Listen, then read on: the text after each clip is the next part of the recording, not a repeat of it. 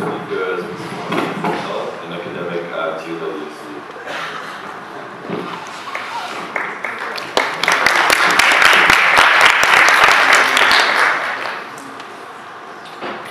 Good afternoon, good evening, comrades, friends, colleagues. Matt Price, Professor Garba, PSF for inviting to be part of this panel. I was initially asked that I need to spend at least 20 minutes or 15 minutes, and I was told it must be shorter than that. So I had something quite lengthy here, and then I decided to shorten it. After listening to your Vice Rector, Vice Chancellor's 4 points, I must add, Dr. Price, it's not very much different than the one you scribed and signed in 2014. It's the same position. The only difference is you've added the issue of your position in terms of homophobia. That is the only difference. Yeah. So from 2014, so from 2014 to 2016, including last year when Professor Nash took you to task for that second or third last paragraph, the position remains the same. Right? So if the position remains the same, and the argument made is that we live in a context where it's easy for us to practice our neutrality. Our neutrality in a context where we have knowledge production. I thought institutions were places of knowledge production. And knowledge production must translate into praxis. We must take what we learn here so that we can apply it out there. And the slide about our colleague here in his robotics example is not the nicest of ways to understand it. It was but in the context of academic scholars. Since you extensively quoted Noam Chomsky, in 2013 he supported Professor Michael Keating for his boycott of presenting academically the state of Islam. So the quotations of Professor Noam Chomsky don't fully give us the full extent of his positioning with regards to boycotting institutions in the state of Israel. Currently in South Africa, which you should have also been a co-signatory of.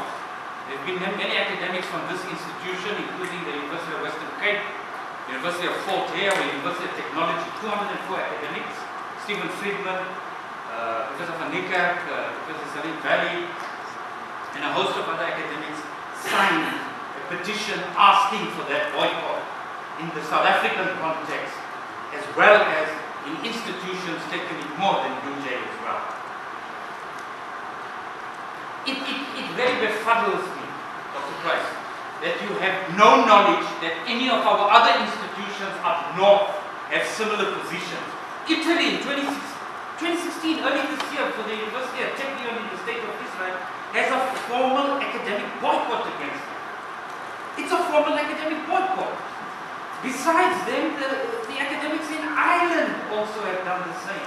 South Africa followed suit after the United Kingdom's academics. So the question that you raise, we must be prepared to broaden our concept of education beyond the boundaries traditionally imposed on it by the boundaries of ivory towers and scholarly monasticism. I would add one more, and emasculation and impotency. We have to understand that education, that which enables people to take control of their own lives, we are thus involved in a social practice which is potentially a major force in the struggle for a just and democratic society. He was speaking in the context of South Africa. As an academic, it's 2016 now. We are struggling in transition. Statues are falling. Other things are happening. Students are getting suspended? Expelled for translating ideals that others died for.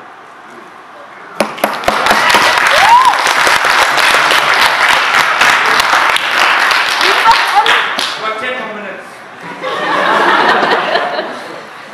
Paulo Freire said in the work we wrote by Walking, the educator has the duty of not being neutral. Professor Peter McLaren at UCLA, considered one of the most dangerous professors on the list of 50 dangerous academics in the USA, together with Professor Henry Giro and Ivan Shaw, of the opinion that when one takes a position of neutrality, nurturing the neoliberal projects of candy flossing and eggshell walking with ideas that affect humanity, we are failures human beings. And as academics, it's a dear humor.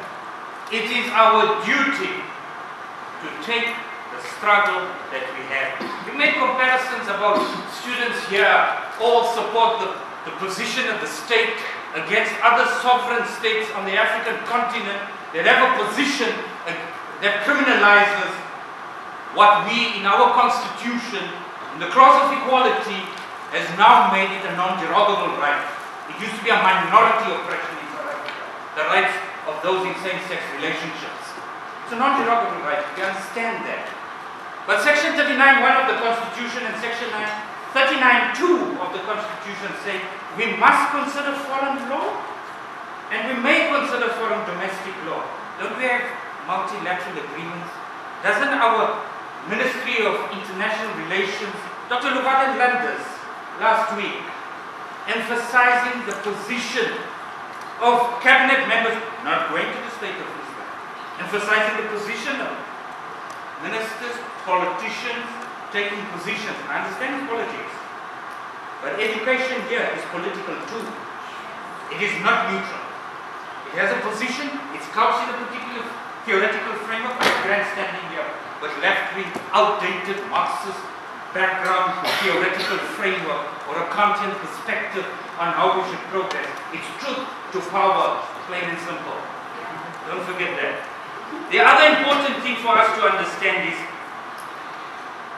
building collaborative links with academics in the state of Israel. Professor Tanya Reinhard, formerly a professor of linguistics at Tel Aviv University, was quoted in 2006. She tells us that never in its history did the Senate of any Israeli university pass a resolution protesting the frequent closure of Palestinian universities, let alone voice protest over the devastation. So there. It is not that a motion in that direction failed to gather a majority. There was no such motion anywhere in Israeli academia. So who must we build collaborative links with? And then there's Professor Ilan Pape from Haifa, who estimates that a number of Israeli academics who have raised their voice against occupation possibly is 100 out of 9,000. Has any of those 100 come here? And many of these, like Ilan Pape, who's currently at university, were subject to harassment by university administrators and socially ostracized. Now it's possible sometimes in our ivory towers we take positions because sometimes we don't want to be treated like Judge Goldstone. At other times we decide that active collaboration with progressive forces in an unjust state